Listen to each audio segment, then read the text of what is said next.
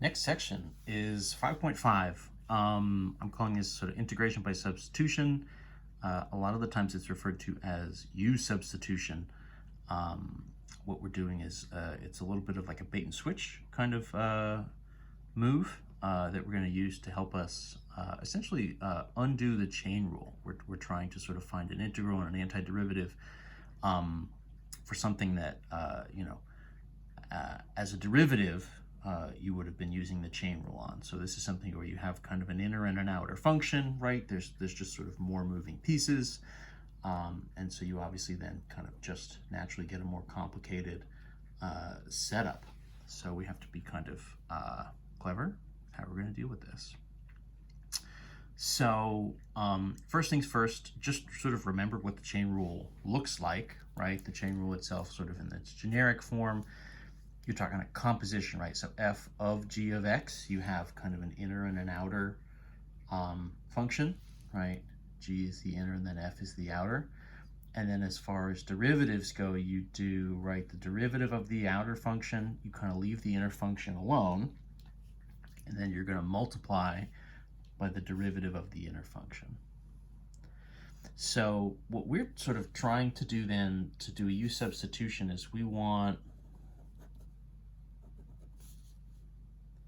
right, to do an integral of this like chain rule, right? So we're trying to say, I want an integral of this, and in theory, I want to get back to whatever this original version was, the f of g of x, right? So I don't want the primes. I don't want it like expanded like this. I want to get back to whatever the original version was. Like you're trying to put the stuffing back into a pillow that your dog chewed up or something. So the way we do this, conceptually what the move is, this substitution, the whole idea is you want to identify the inner function, g of x, and you want to relabel it as u. So the idea is you want to like let u equal g of x. So if we see this here, right, and just in our generic version, right, so it is let u equal g of x. What the heck does that mean? That really doesn't mean anything super fancy. What it means is I'm just trying to kind of label things and get it organized. And so rather than keeping everything in terms of this x situation, which in general is just going to be kind of complicated, I'm going to try to kind of organize it and simplify a little bit the way that it looks by using this stand-in variable. So I'm just going to say whatever the g of x function is, right? And of course, we'll have some actual written out thing.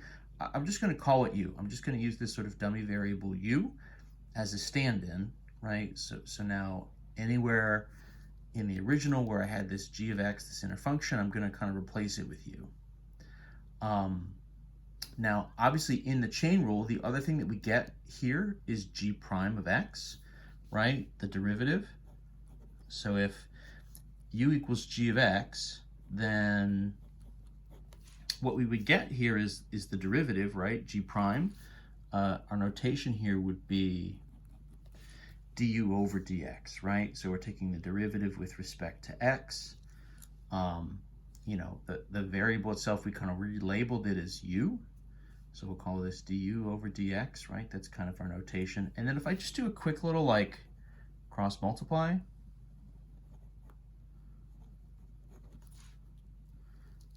keep everything in the frame here. All I'm going to do is multiply the dx across to the other side. You know what? I'm actually not even going to do that. Let's come back to that. So what I have is u is g of x, and then g prime of x is what we're calling du dx, right?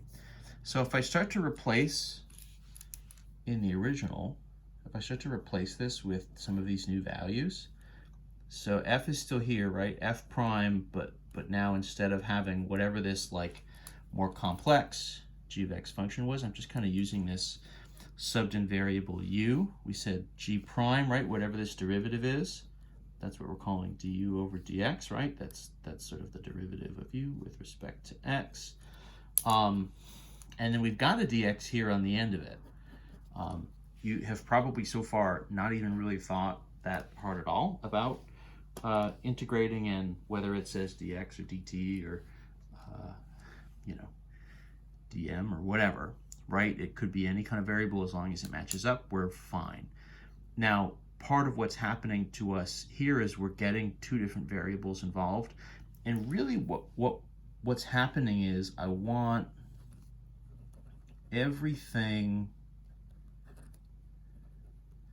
written with the u variable. I want everything written with u. I kind of want to move away from the x's. The x's are where sort of everything is a little bit more complicated. It's where there's going to be all these different moving pieces. I really just kind of want everything written with u's. And part of what happens here, our derivative, right, the way we notate g prime of x, this sort of du over dx, technically, this is not a fraction, right? It sort of is just the way we notate it. So technically, right, if we're being super official, it's not the case that like these two things would officially cancel each other out. However, if we just kind of close our eyes for a minute and just sort of ignore that that's not technically a fraction, everything will work out exactly the way we want to if we actually sort of literally do this cancellation. And what happens is the integral turns into, right, the integral of f prime of u du, right? So it's now the integral of the derivative of f, where u is the variable and everything is with respect to u. So what I've done is I've kind of simplified away all of this extra stuff.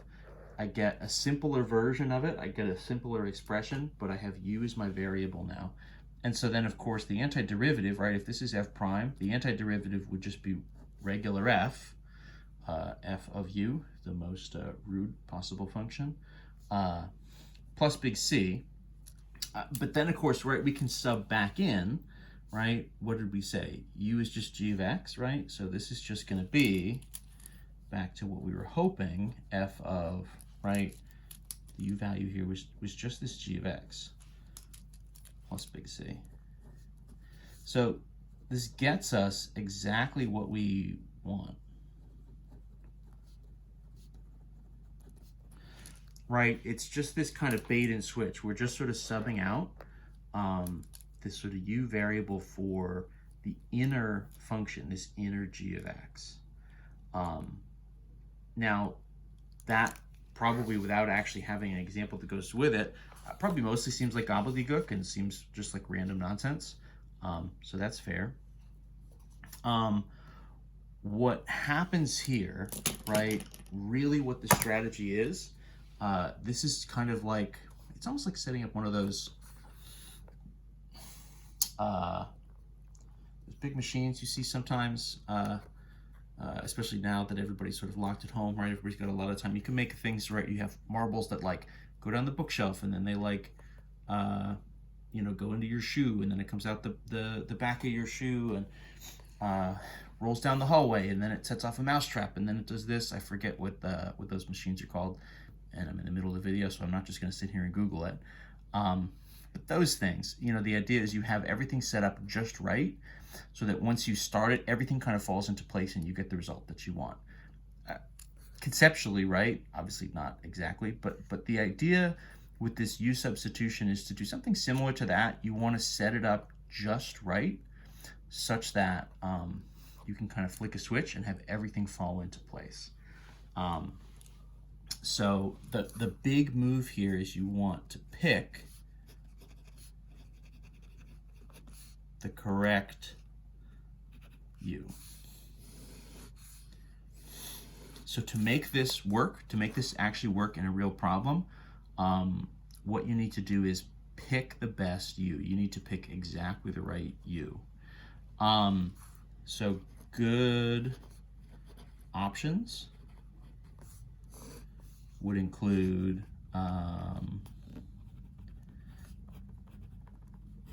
anything in parentheses.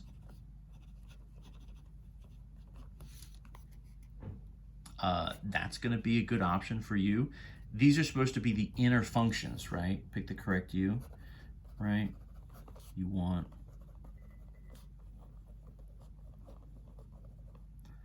an inner function. So anything in parentheses, right? If you have, the quantity 3x to the 4 minus 2x squared plus 1, all in parentheses, right? And then the whole thing is cubed or something.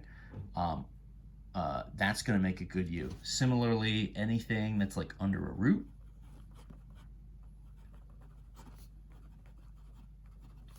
square root, cube root, any kind of root, right, where you have some sort of chunk of math that's underneath it, whatever's underneath it is probably going to make a good U. That's a good case for like an inner function. What else? Anything, so anything in the exponent powers on E. So anything in the exponent on an E, right? Say you have e to the sine of x, right? E to the 2x squared plus 3. Whatever that exponent is, the sine of x or the 2x squared plus 3, those would make good inner function candidates. Those would make good U's, and that would be a good place to start. Similarly, right, any values that are sort of inside a trig function, right? So you have the sine of, 2x cubed minus 3 or something, right? The inner part of that trig function could be a good idea.